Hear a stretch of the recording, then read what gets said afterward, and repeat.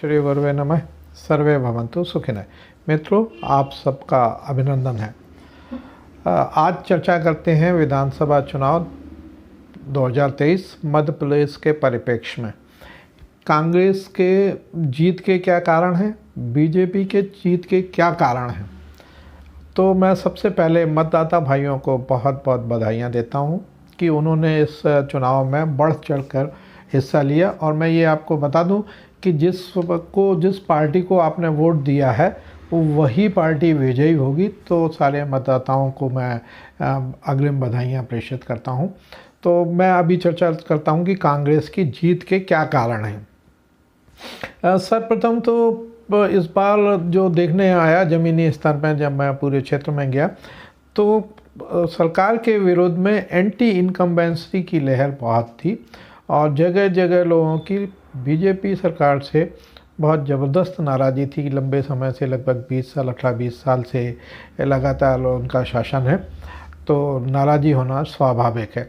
दूसरा, कांग्रेस के पक्ष में कमलनाथ जी का चेहरा था। कमलनाथ जी से लोग बड़े प्रभावित हैं और कमलनाथ को काफ़ी पसंद करते हैं। तो कमलनाथ के पक्ष में बहुत बड़ा ज़बरदस्त माहौल था और लोगों का अंडर करेंट जो है कांग्रेस के पक्ष में जाता हुआ स्पष्ट रूप से दिखाई दे रहा था। परंतु कुछ समीकरण जो है चुनाव जैसे जैसे नज़दीक आए तो समीकरण और चुनाव प्रचार ने स्थितियों को बदला है। देखिए, अब कांग्रेस के जीत के मुख्य कारण क्या क्या हो सकते हैं। पहला तो मैंने आपको बताया कि एंटी इनकम्बेंसी है। दूसरा, घोषणा पत्र की बात करते हैं। कांग्रेस का जो घोषणा पत्र इस बार बहुत लंबा चौड़ा घोषणा पत्र जारी उन्होंने किया था। हालांकि वो जन मतदाताओं तक उस घोषणा पत्र को पहुंचाने में सफल नहीं हुए हैं, क्योंकि बहुत लंबा घोषणा पत्र था और बहुत अच्छा घोषणा पत्र कांग्रेस ने इस बार जारी किया गया था। मगर जो भी कारण हो, कांग्रेस उसको ज़मीनी स्तर तक पहुंचाने में सफल तो होती दिखाई नहीं दे रही है। जो वचन पत्र हैं, उनके जो वचन हैं उनमें से कुछ वचन हैं जिसको लोगों ने स्वीकार किया है।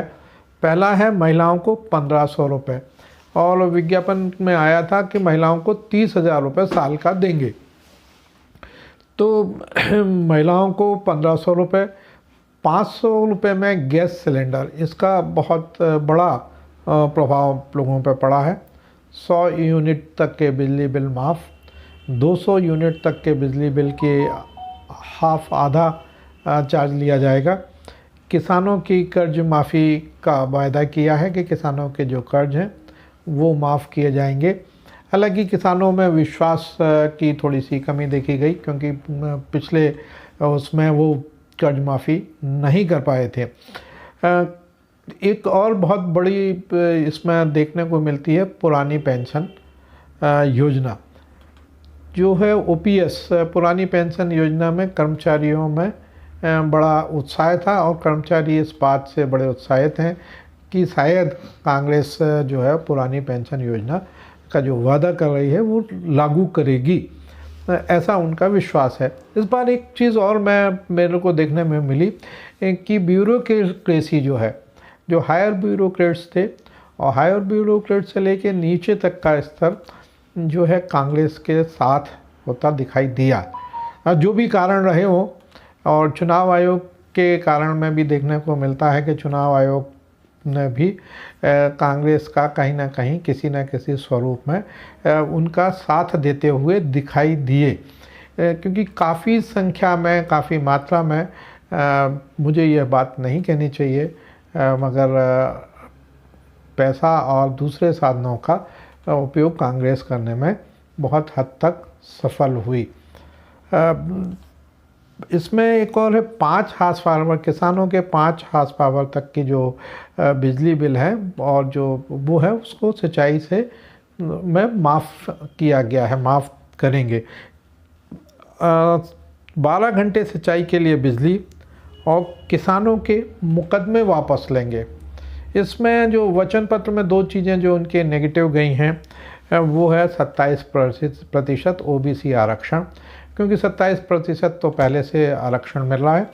और जातीय जनगणना का जो एक मुद्दा था वो भी कहीं ना कहीं कांग्रेस को डेंट करता हुआ दिखाई दे रहा है। अब युवाओं की नाराज़गी बीजेपी से ज़बरदस्त थी।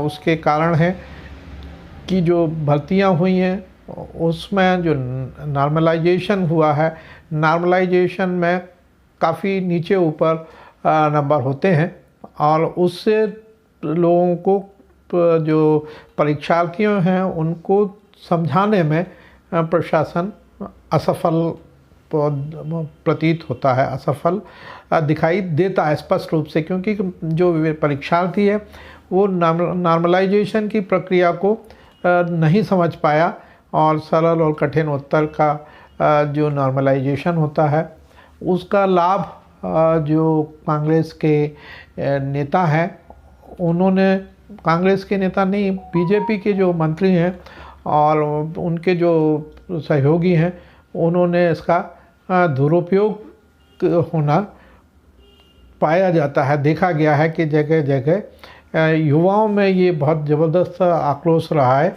कि कहीं ना कोई गड़बड़ी अवश्य हुई है। पटवारी भर्ती परीक्षा जो हुई है उसमें भी एक ही कॉलेज से काफ़ी विद्यार्थी और मेरिट में आए और सिलेक्ट हुए, तो उसमें भी कहीं ना कहीं युवाओं में बहुत ज़बरदस्त नाराज़गी इस बात की स्पष्ट दिखाई दी और युवाओं ने आंदोलन भी किया। आंदोलन के बाद उनको परिणाम को स्थगित करना पड़ा, सरकार को स्थगित करना पड़ा। मतों का ध्रुवीकरण करने में कांग्रेस इस बार सफल हुई है और एक वर्ग विशेष के मत जो है पूरे इकट्ठे के इकट्ठे एक साथ कांग्रेस के ओर चले गए हैं। एक पक्ष विशेष के, एक वर्ग विशेष के वोट उनको प्राप्त करने में कांग्रेस को सफलता प्राप्त हुई है।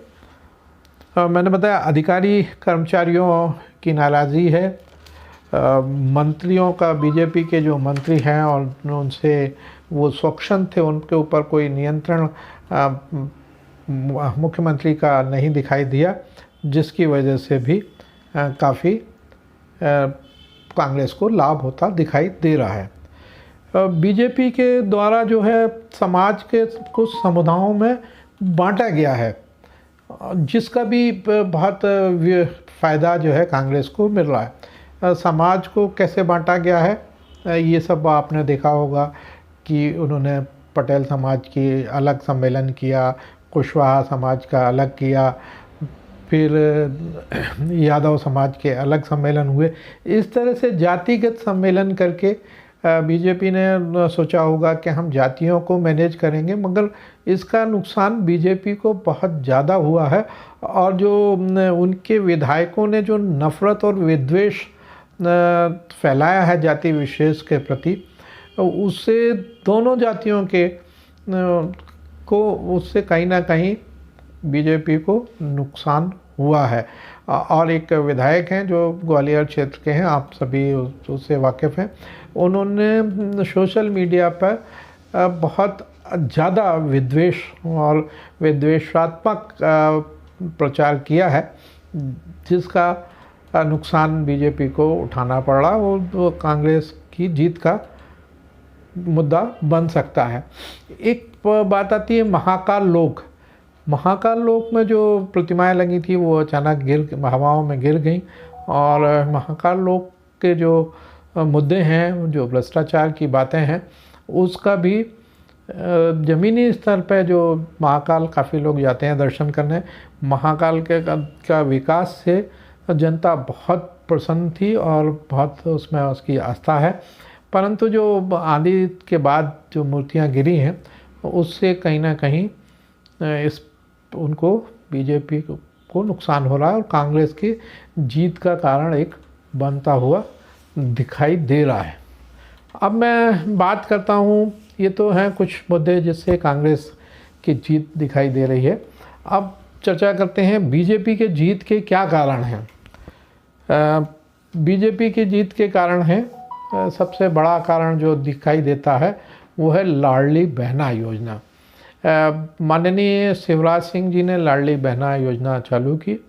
जो कर्नाटक के चुनाव हुए, कर्नाटक के चुनाव में जब बीजेपी को हार मिली, तब हमारे नेतृत्व ने इस बात को समझ लिया कि कहीं ना कहीं हमको ये गलती हो रही है।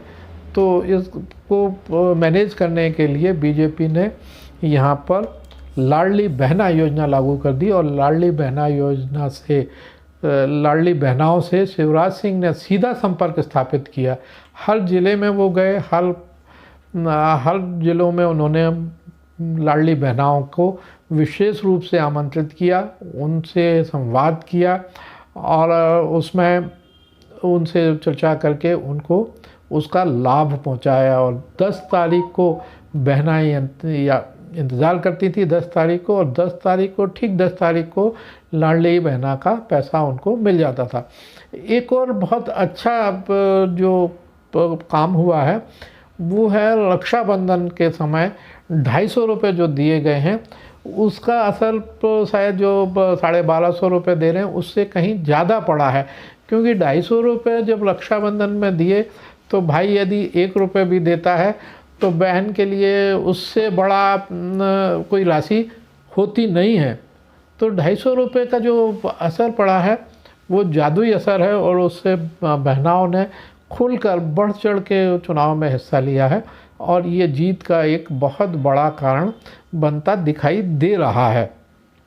देखिए, हाल में भी कांग्रेस की जीत का भी कारण हो सकता है कि जो लाडली बहना का पैसा, मुफ्त में पैसा दिया है, जिससे एक और विकृति आई है कि गांव में किसानों को मजदूर नहीं मिलते हैं, और मजदूर नहीं मिलने से किसान वर्ग नाराज़ है कि उसको मजदूर नहीं मिल रहे हैं, उसको काम करने में, कि जब खेती किसानी का काम अकेले कर पाना संभव नहीं है, सभी को मिलजुल के करते हैं, तो उस समय मजदूर नहीं मिलते उसको। तो ये हार का भी एक बड़ा कारण लाडली बहना बन सकता है। ऐसा नहीं है कि मतलब, देखिए, दोनों के एक दूसरे के पक्ष विपक्ष तो होता ही है, चलता है साथ साथ। तो इसमें इसको कहीं ना कहीं लाडली बहना को किसान से के साथ जोड़ना उचित होगा कि यदि वो काम करती हैं तो उनको, किसान के काम करती हैं तो उनको जो भी राशि है लाडली बहना की उनको प्रदान की जाए, ताकि कृषक को, श्रमिक को उपलब्ध होते रहें और उसमें किसानी आसानी से वो करता रहे। जो प्रधानमंत्री उज्ज्वला गैस कनेक्शन है, प्रधानमंत्री उज्ज्वला गैस में जो सब्सिडी मिली, वो जो 450 रुपये का सिलेंडर दिया जाता है, वो भी बीजेपी के जीत का एक बहुत बड़ा कारण है। बन सकता है कि 450 रुपये में उसे गैस का सिलेंडर मिलता रहा। मध्य प्रदेश शासन ने शासकीय भर्तियाँ की, लगभग 1 लाख के आसपास जो शासकीय भर्ती की गई हैं, उससे निश्चित रूप से जो लाभान्वित विद्यार्थी हैं, जो लाभान्वित हैं, उनके परिवारों ने बढ़ चढ़कर बीजेपी का साथ दिया है। तो एक ये बहुत बड़ा कारण है कि वो भी जीत का एक बहुत बड़ा कारण बन सकता है। इसमें मोदी और योगी, जब मध्य प्रदेश के चुनाव हुए तो अमित शाह, मोदी ने प्रचार की कमान संभाली, योगी जी ने भी कई जगह सभाएं की। तो मोदी और योगी की जो छवि है उसका बहुत ज़्यादा प्रभाव पड़ता हुआ मतदाताओं के ऊपर स्पष्ट रूप से दिखाई देता है। विशेषकर आदिवासी अंचल में मोदी का जादू इस बार चलते हुए दिखाई दे रहा है। किसान सम्मान निधि भी जो है 2000 रुपये, 12,000 रुपये जो मिलती है साल की, और इतनी ही राज्य सरकार देती है। तो जो किसान को सम्मान निधि मिलती है वो भी जीत का एक बहुत बड़ा कारण बनता हुआ दिखाई दे रहा है। मैंने जो समर्थन मूल्य जारी किए हैं बीजेपी ने घोषणा पत्र में, कि गेहूं 2700 रुपये प्रति क्विंटल और धान 3100 रुपये प्रति क्विंटल की दर से क्रय किया जाएगा, यह भी किसानों को अपनी ओर आकर्षित करता हुआ दिखाई दे रहा है कि किसान के लिए यह बहुत बड़ी राशि है और इससे किसान खुश हैं। और बीजेपी का एक बहुत अच्छा सिस्टम पूरे देश में काम करता है। बीजेपी के कार्यकर्ताओं की संख्या बहुत अधिक है और उनकी नेटवर्किंग ज़मीनी स्तर पर है, यहाँ तक कि वो पेज प्रभारी हर गली में एक उनका पेज प्रभारी होता है और बूथ में भी दो दो तीन तीन जो उनके कार्यकर्ता होते हैं वो हर बूथ पर कार्यकर्ता उनके उपलब्ध रहते हैं और वो पूरी मेहनत के साथ वो काम करते हैं। पेज प्रभारी भी उनके बहुत वैल्यूएबल हैं और उन्होंने बहुत अच्छा रोल प्ले किया है बीजेपी को जिताने में। वो भी एक बहुत बड़ा कारण बन सकता है। बीजेपी का जो वोट है वो मौन है, कई वो बोलता नहीं है कई बार कि हम किस पार्टी को वोट दे रहे हैं। यदि कोई उनसे पूछे तो वो मौन रहता है, बोलने से बचता है।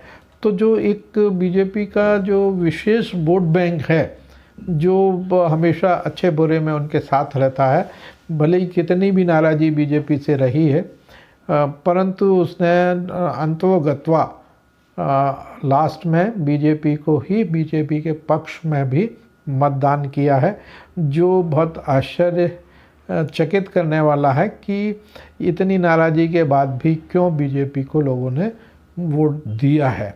क्योंकि जब भी मैं किसी से पूछता हूँ, किसी से चर्चा हुई, मतदाताओं से जब मैं बात करता हूँ, मतदाताओं से संवाद स्थापित किया, तो मतदाताओं ने खुल के कहा कि हम बीजेपी